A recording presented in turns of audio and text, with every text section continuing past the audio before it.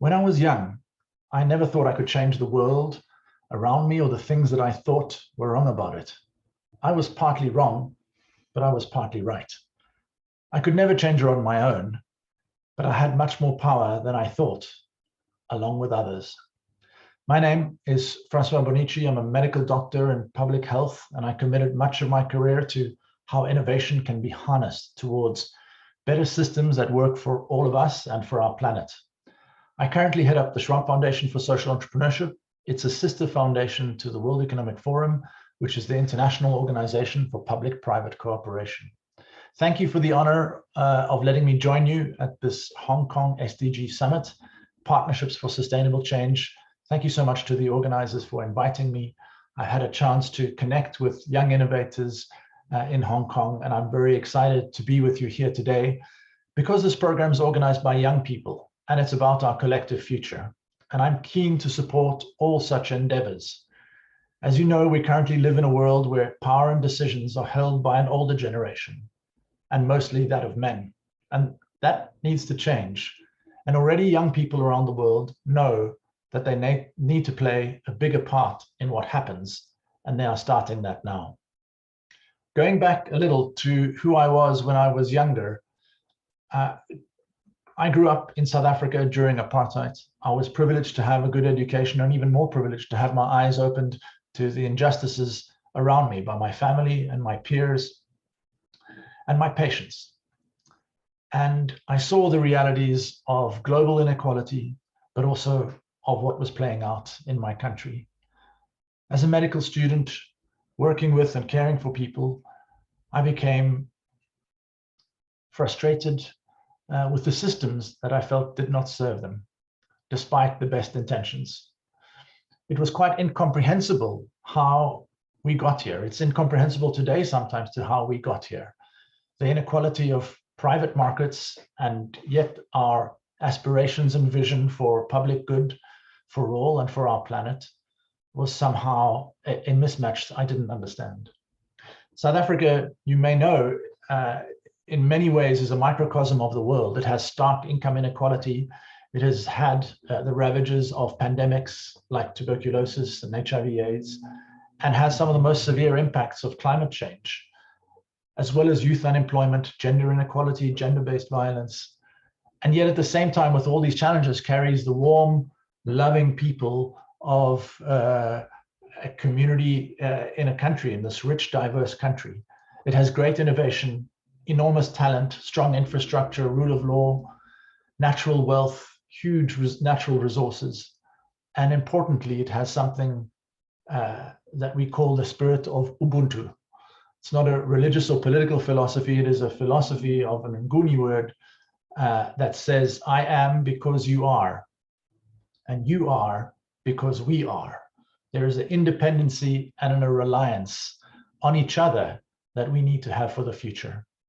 I was very privileged to have some time in my life with the now late Archbishop Desmond Tutu, who essentially was the embodiment of the spirit of Ubuntu. So as a young person, I saw these challenges around me, and I think that's what young people today see, and they see it much earlier and with much greater frustration because the future is imminent. And being young does not mean you don't have power. It does not mean you have agency, the sense that you can do something, despite not feeling like you're in any position of power. So along with peers, I spent years of my youth and in my early career working and learning alongside peers, learning from them as a medical student, working in the townships, the informal settlements outside of the cities in South Africa, outside of my main medical training, doing telephone counseling, outside of my main formal education training, working with projects.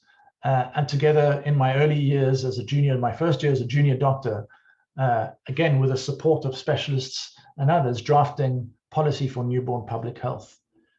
You don't have to wait until you're in a position of power to actually have power. And I think young people have now figured this out. The question is what to do with the challenges we have and what to do with power that we can gain in collective approaches. The world is a complex place. Our challenges are very complex, spanning backwards sometimes hundreds of years into history, and also with our actions now having implications far into the future. But now more than ever, we know we need to redesign our systems. We need societies and economies that work in a different way. We need politics and governance that functions in a different way if we really are to have a common sustainable future put forward by the Sustainable Development Goals. It can seem quite overwhelming, particularly as a young person. But the good news is that there are people like you asking these same questions of themselves all over the world, wanting to get involved, wanting to use their talents and resources for this common collective agenda that we have. In my current role at the Schwab Foundation, I have an enormous privilege of seeing impactful projects from around the world, not least from the Southeast Asia region and ASEAN regions, which gives me great hope that we do have alternatives to the way our global economy works, to the way that business works with all of its externalities and negative impacts on the world. We also can find ways to do social development, international development in much more inclusive bottom-up ways. And we can find ways to create inclusive societies and inclusive economies and sustainable economies. And we need to combine these two if we want that future. I'll give a couple of examples. Green Monday, many of you may know, started by David Hung in Hong Kong, is a social venture group that tackles climate change and food insecurity by promoting its philosophy around meat, practiced by almost 2 million people in the world, started in Hong Kong and is now spread to 30 countries. It has Green Common, one of its flagship projects, one of the world's first plant-based concepts to create revolutionary foods, and also Green Monday Ventures, investing in others initiatives and enterprises aimed at accelerating the growth of entrepreneurs that share the same mission.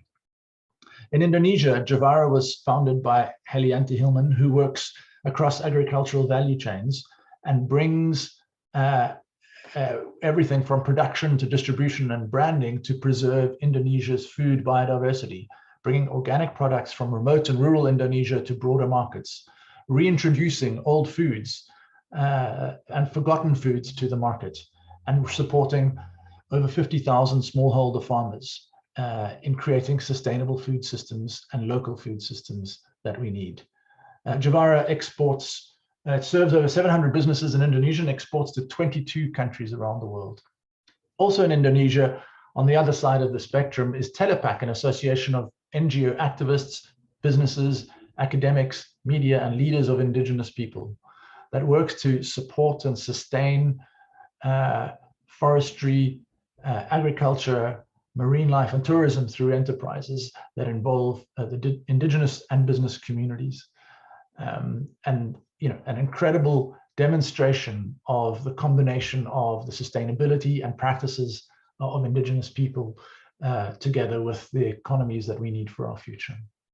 One more example from Myanmar is 360 Ed, started by Helena Wynne, composed of educators, tech content creators who are revamping education reform processes, also using virtual reality, augmented reality, and the best of what technology can bring to think about the education we need for our future. And its work extends beyond Myanmar into many other countries. And so even in some difficult circumstances, we are seeing amazing innovation that is globally relevant coming from this region. What's important is that all of these examples and all of this work that is so inspiring and so important for us to learn from and adopt is that they work in partnership. They work in partnership with governments, with private sector, with communities and important representative groups, because no single organization can achieve some of these objectives alone. So this African philosophy of Ubuntu is indeed critical for all of us. Not only do we need to work together, but in fact, we're codependent and we're reliant on each other. I want to finish with one of my favorite authors and eco-entrepreneurs, Paul Hawken. He has written several books, one of which is called Blessed Unrest. And he speaks of the largest social movement in our time, not having a face, not having a name, not having a leader. But it is each one of you. It is each one of us getting involved locally in social and environmental issues and projects in our communities, in our countries. That's how we learn. That's how we make progress as a collective. And this and you are the future that we need. Thank you so much. Wishing you a wonderful summit.